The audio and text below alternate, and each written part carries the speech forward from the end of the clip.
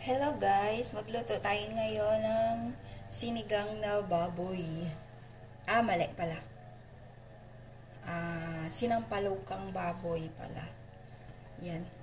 Pero pwede na rin. Sinigang, sinampalukan. So yan, naglagay lang ako ng mantika. And then, mag-isa lang tayo ng bawang at sibuyas. Isabay na natin yan. Mekos-mekos lang natin hanggang maging lumabas yung aroma niya. Next aroma. Mekos to the left, mekos to the right, mekos is all the way alright. Ano daw? Yan. Kapag maganda yung pagkakagisa natin ng bawang at sibuyas, ay masarap siya. Minsan yung sarap ng niluluto ay depende sa paggisa natin ng bawang at sibuyas. Ayun lang yun sa aking paniniwala. Yan. Ante na lang. Pwede na natin ilagay mamaya-maya lang ang ating baboy, karneng baboy. Kasi kung baboy ay hindi magkakasya sa ating kaldero. So yan. Pwede na natin ilagay ang ating karning baboy. Dahan-dahan lang para hindi tumalsik. So, tingnan nyo guys, hindi na kinaya ito ng panghati. So, yung buto na lang ang mag-a-adjust.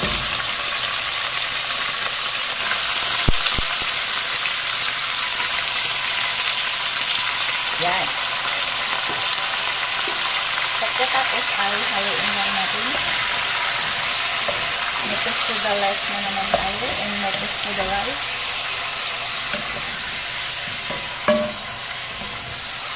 Haluin lang natin hanggang yung nasa ibabaw ay mapunta sa ilalim at ang nasa ilalim ay mapunta sa ibabaw. Tingnan nyo yung buto. Bahala ka na buto, ikaw na ang mag-adjust. Yan. Tapos ay lagyan natin ng paminta. Pero yung paminta ko ay naghihingalo na. So, pwede na yan. Manghihingi na lang tayo mamaya-maya sa kapitbahay. Lagyan din natin ng asin. Mga 1 kilong asin. Char. Lagyan din natin ng kaunting pangpalasa. Yan. At mekos ulit natin. Mekos to the left, mekos to the right na naman tayo, people.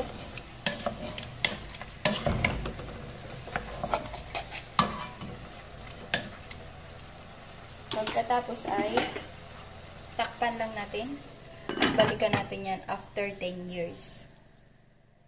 So, after 10 years, buksan ulit natin. Kumukulo na.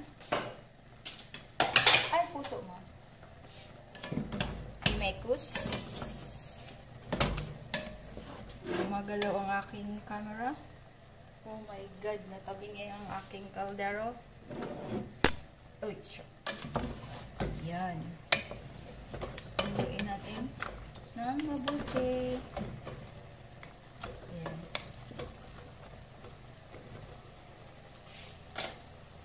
Pagkatapos niya, nailagyan natin ng tubig. Enough water para makover lang yung lahat ng ating karning baboy. Nagdagdag pa tayo ng konti. Pagkatapos niyan ay takpan ulit natin hanggang kumulo. At eto na nga, kumulo na ang ating sinigang. Tanggalin lang natin yung mga, yung bula-bula. Tanggalin natin yung mga bula. Tsaka yung mga fats niya. May mga fats na lumutang. So, tanggalin natin para naman hindi masyadong mamantika yung ating kakainin.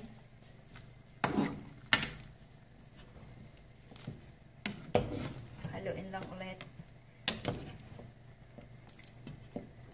Then, pakuluan pa natin ng mga ilang minuto. Or hanggang sa lumambot lang yung karning baboy.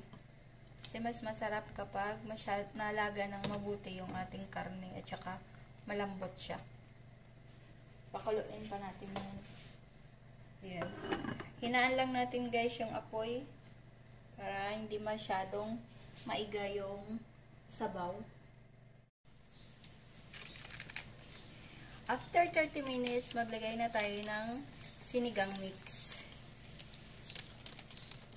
Yung asim, depende na yan sa inyo. Kung gaano kaasim ang gusto nyo, kayo na ang mag-adjust sa lasa. And then, haluin lang natin yan. Mekos ulit. At tikman natin. Tikman natin kung tama na yung lasa.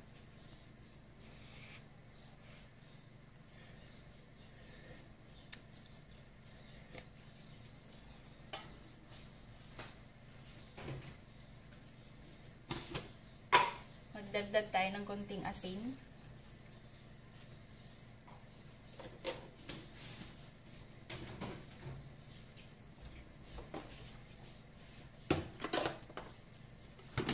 Then, pwede na natin ilagay yung ating papaya.